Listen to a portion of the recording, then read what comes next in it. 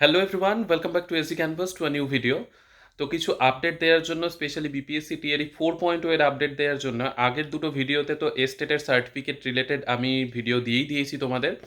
তো আজকে কিন্তু আহ, মহা আন্দোলন যেটা চলছিল তোমরা জানোই, সেই মহা আন্দোলনের পরিপ্রেক্ষিতে আজকে কিন্তু কিছু বয়ান উঠে এসেছে, যা বিহারের শিক্ষামন্ত্রীর তরফ থেকে।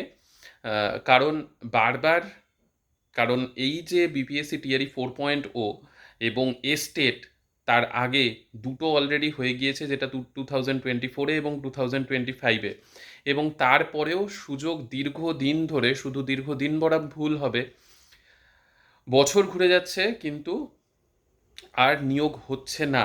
সেই নিয়ে চাকরি প্রার্থীদের মধ্যে বিশাল একটা অংশের মধ্যে ক্ষোভ। আহ, তো বিহারের যারা, তারা সকলেই গিয়েছিল যে প্রোটেস্ট করার জন্যে। আর প্রোটেস্টটা এমন নয় যে এইবারই প্রথম হচ্ছে, প্রোটেস্ট অনেক দিন ধরে চলছে, মাঝে মধ্যেই প্রোটেস্ট হয়। তো সেটার পরিপ্রেক্ষিতে আজকে কিছু বয়ান উঠে এসেছে, শিক্ষামন্ত্রী কি বলেছেন এবং সেইটাকে কিভাবে ইন্টারপ্রেট করা হবে সেটা নিয়েও অনেকের মনের মধ্যে কিছু কিছু ভয় ঢুকে গিয়েছে। তো সেই ব্যাপারগুলোকেই একটু ক্লিয়ার করার চেষ্টা করব আজকের ভিডিওতে। যেমন হচ্ছে, শিক্ষামন্ত্রীর বক্তব্য যে বিপিএসসি টিআরই 4.0 খুব তাড়াতাড়ি নেয়ার কথা ভাবা হচ্ছে, কিন্তু কবে সেটা কিন্তু পরিষ্কারভাবে বলা হয়নি। এবং দ্বিতীয় একটা কথা বলা হয়েছে যে আগামী 5 বছরে টোটাল 1 লক্ষ মতো টিচার নিয়োগ করা হবে। কারণ বিহারে এখনও সরকারি স্কুল প্রচুর পরিমাণে হয়েছে, নতুন, মানে আপগ্রেডেড করা হয়েছে, যেগুলো আগে মিডিল স্কুল ছিল। তো সেই হিসাবে টিচারেরও দরকার অনেকটাই রয়েছে। তো সেই হিসেবটাকেই 5 বছরে 1 লক্ষ টিচার নিয়োগ করা হবে, সেটা কিন্তু বয়ানে উঠে এসেছে। এবং সেইখান থেকেই চাকরি প্রার্থীদের মধ্যে, স্পেশালি আদার স্টেটের ক্যান্ডিডেট যারা, তাদের মধ্যে একটা ভয় ঢুকেছে। অনেকেই আমাকে জিজ্ঞাসা করছে, তার জন্য আরও স্পেশালি এই কথাটা বলা। অনেকের মনের মধ্যেই ভয় ঢুকে গেছে, এই যে 5 বছরে 1 লক্ষ বলা হয়েছে, তার মানে যদি আমরা ভেবে দেখি প্রতি বছরে 20,000-এর মতো করে তাহলে শিক্ষক নিয়োগ করার দিকে ইঙ্গিত দেয়া হচ্ছে। এবং সেটা আদার স্টেটের ক্যান্ডিডেট হিসেবে যখন ভাবা হচ্ছে, সংখ্যাটা অনেকটা কম হয়ে যাচ্ছে, এবং সেটা নিয়েই চিন্তা। তো এখনো কিন্তু ক্লিয়ার কিছু নয়, এটা শুধুমাত্র একটা বয়ান উঠে এসেছে।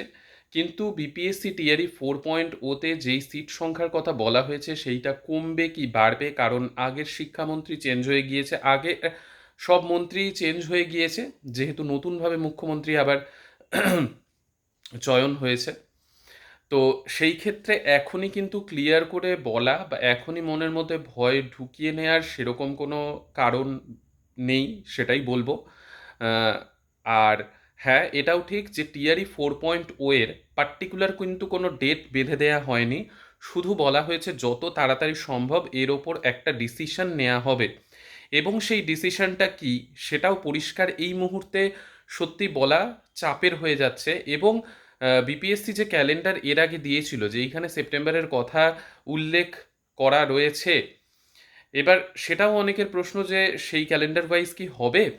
তো দেখো, টিআরই 4.0 আপাতত, এখন যেহেতু আমাদের মে মাস প্রায় শেষের দিকে, এখনো সময় রয়েছে, আপাতত দেখা যাক কি হচ্ছে। কিন্তু ক্লিয়ারভাবে সত্যি বলা মুশকিল, যেহেতু নতুনভাবে সব কিছু হচ্ছে, নতুন মন্ত্রিসভা গঠন হয়েছে। তো তার জন্য এখনই সত্যি বলা মুশকিল হয়ে যাচ্ছে যে কি হবে। তবে আশা করা যায় টিআরই 4.0 নেয়ার পর, যেটা বলা হচ্ছে, প্রত্যেক বছর জুলাই মাস নাগাদ নতুন করে শিক্ষক নিয়োগের বিজ্ঞপ্তি আসবে প্রতি বছর। প্রতি বছর যেহেতু অল্প অল্প করে শিক্ষক নিয়োগ করে, 20,000-এর মতো শিক্ষক নিয়োগ করে পুরো 5 বছরে 1 লক্ষ করা হবে। তো জুলাই মাস নাগাদ নোটিফিকেশান আসবে। এটা একটা পজিটিভ অবশ্যই কথা, যে প্রত্যেক বছর একটা প্রিপারেশনের মধ্যে সকলে থাকতে পারবে। একেবারে মাস লেভেলের যেমন এতদিন নেওয়া হয়েছিল সেটা কমে যাবে, সেটা ঠিক। কিন্তু প্রতি বছর প্রিপারেশনের মধ্যে সবাই থাকতে পারবে যে হ্যাঁ, আমাদের এক্সাম হবে। যেমনটা আমাদের রাজ্যের এসএসসি বিগত বছরে, অনেক বছর আগের কথা, সেটা 15 বছর আগের কথা হতো যেমন, সেই রকম একটা সিস্টেম কিন্তু লাগু করার কথা বিহারেও ভাবা হচ্ছে। প্রতি বছর অল্প অল্প সংখ্যক করে নেওয়া হবে, প্রায় 20,000-এর মতো। তো এটাই এটার থেকে কিন্তু উঠে আসছে। এটার মানে এই নয় যে বিপিএসসি টিআরই 4 থেকেই সেটা লাগু করা হবে কি হবে না, এখনও সেটা কিন্তু ক্লিয়ার নয়। সেটা নিয়ে অনেকের মনের মধ্যে যে বিভিন্ন প্রশ্ন ঘুরছে, সেটার কিন্তু এখনই উত্তর পাওয়া সম্ভব নয়, একটু সময় লাগবে। ঠিক আছে? আর সেইখানে অনেকের আরও কিছু প্রশ্ন, এই যে এস্টেট সার্টিফিকেট যেহেতু দেয়া শুরু হয়েছে, সেইখানে নিজেকে যেতে হবে কিনা বা অন্য কেউ গেলে হবে কিনা। তো দেখো ওখানে কিন্তু ক্যান্ডিডেটের কথা লেখাই আছে, অন্য কেউ যদি চায়, বাড়ির কেউ বা ক্যান্ডিডেট ছাড়া অন্য কাউকে যদি পাঠাও, সেই ক্ষেত্রে পাওয়ার সম্ভাবনা খুবই কম। কারণ এখন কিন্তু সব কিছুই খুব স্ট্রিক্ট করে দেওয়া হয়েছে।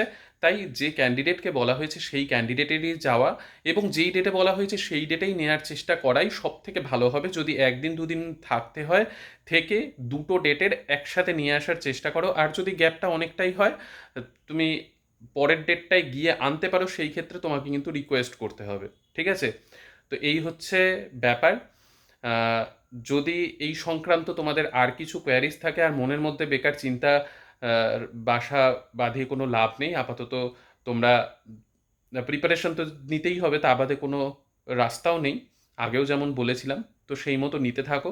বাকিটা দেখা যাক কি হয়, আপডেট তো আমি দেবই। ঠিক আছে, সকলে সুস্থ থেকো, ভালো থেকো, সঙ্গে থেকো, টাটা।